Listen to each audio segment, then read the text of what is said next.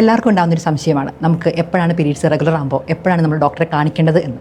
അതിനു മുമ്പ് നമുക്ക് എന്താണ് നോർമൽ മെൻസ്ട്രേഷൻ എന്ന് നോക്കാം. ഞാൻ ഡോക്ടർ അനു ജോസ്. ഞാൻ ആയുർവേദ ഗൈനക്കോളജിസ്റ്റായി വർക്ക് ചെയ്യുന്നു. ഒരു പെൺകുട്ടിയുടെ ജീവിതത്തിൽ പ്രധാനമായും 3 ഘട്ടങ്ങളാണുള്ളത്. ഒന്നെങ്കിൽ ആർത്തവം, അതായത് മെനാർക്കെ സ്റ്റേജ്, ആർത്തവം തുടങ്ങുന്ന ഒരു സമയം ഉണ്ടാവും.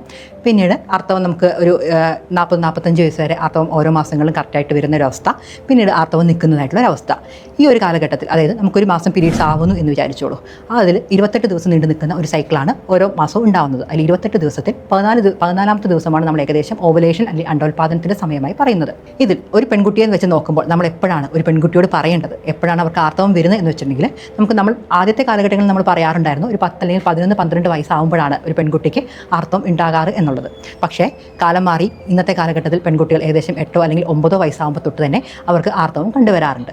അപ്പോൾ ഉണ്ടാകുന്നതാണ് ഈ പെൺകുട്ടികളുടെ അമ്മമാർക്കൊരു സംശയം വരാറുണ്ട്, ഡോക്ടറെ എൻ്റെ കുട്ടിക്ക് പീരീഡ്സ് ആയി, അതായത് 8ാമത്തെ വയസ്സിൽ അല്ലെങ്കിൽ 9ാമത്തെ വയസ്സിൽ എൻ്റെ കുട്ടിക്ക് പീരീഡ്സ് ആയി. ആദ്യത്തെ ഒരു മാസം ജസ്റ്റ് ഒരു സ്പോട്ടിംഗ് പോലെ വന്നു.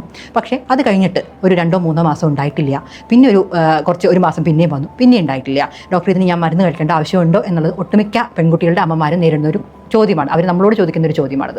പക്ഷേ ഒരു 8ാമത്തെ വയസ്സിലോ അല്ലെങ്കിൽ 9ാമത്തെ വയസ്സിലോ പീരീഡ്സ് വന്ന് ഏകദേശം ഒരു വർഷം നമുക്ക് ഇതൊന്ന് നോർമൽ ആവാനുള്ളൊരു സമയമുണ്ട്. അതായത് ഒരു വർഷം നമുക്ക് അവരുടെ പീരീഡ്സ് ചിലപ്പോൾ ഇറഗുലർ ആയിരിക്കും. ചില മാസങ്ങളിൽ സ്പോട്ടിംഗ് ആവാം, ചില മാസങ്ങളിൽ കാണാതെ വരാം, ചില മാസങ്ങളിൽ വെറുതെ വെള്ളപ്പൊക്കം പോലെ അല്ലെങ്കിൽ വൈറ്റ് ഡിസ്ചാർജ് പോലെ ഉണ്ടാവത്തുള്ളൂ.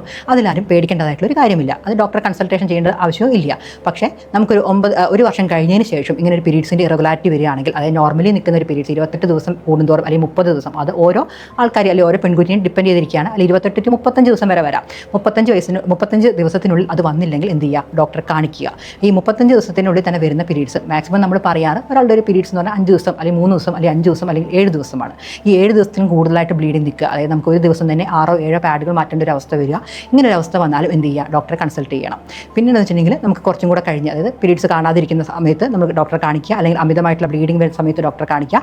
കുറച്ചും കൂടെ കഴിയുമ്പോൾ അങ്ങോട്ട് പോകുമ്പോൾ നമുക്ക് ഈ പറഞ്ഞ പോലെ 40-45 വയസ്സൊക്കെ ആകുമ്പോഴാണ് നമ്മൾ ഏകദേശം പീരീഡ്സ് നിൽക്കാനുള്ളൊരു സമയം പറയാം. 45 എന്നുള്ളത് ഇപ്പോൾ 55 വയസ്സ് വരെ നിൽക്കാം.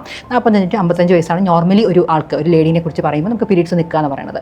ഈ സമയത്ത് എന്ന് വെച്ചിട്ടുണ്ടെങ്കിലും നമുക്ക് ഈ പറഞ്ഞ പോലെ അതായത് പീരീഡ്സ് ആവുന്ന സമയത്ത് എന്തൊക്കെ ഇറഗുലാരിറ്റീസ് ആണോ ഒരു ബോഡിയിൽ വരുന്നത്, അതുപോലെ തന്നെ കുറേ ഇറഗുലാരിറ്റീസ് പീരീഡ്സ് നിൽക്കുന്ന സമയത്തും വരാറുണ്ട്. അതായത് ആ സമയത്തും ഈ പറഞ്ഞ പോലെ 2-3 മാസം കൂടുന്നവരെ പീരീഡ്സ് വരുള്ളൂ, അല്ലെങ്കിൽ ഒരു മാസത്തിൽ തന്നെ 2 വട്ടം 3 വട്ടം പീരീഡ്സ് വരാം. അതും അല്ലെങ്കിൽ പീരീഡ്സ് ഭയങ്കരമായിട്ട് വരാം. ഇങ്ങനെ ഒരു ഇത് കാണുകയാണെങ്കിൽ എന്ത് ചെയ്യുക, ഡോക്ടറെ കാണിക്കേണ്ടതാണ്.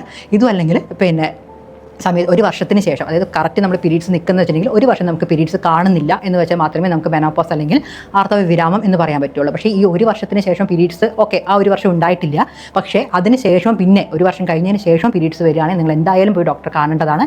അത് വേറെ എന്തെങ്കിലും ഇറഗുലാരിറ്റീസ് കൊണ്ടായിരിക്കും, അല്ലെങ്കിൽ ഹോർമോൺ ഇംബാലൻസ് കൊണ്ടായിരിക്കും ബോഡിയിൽ വരിക.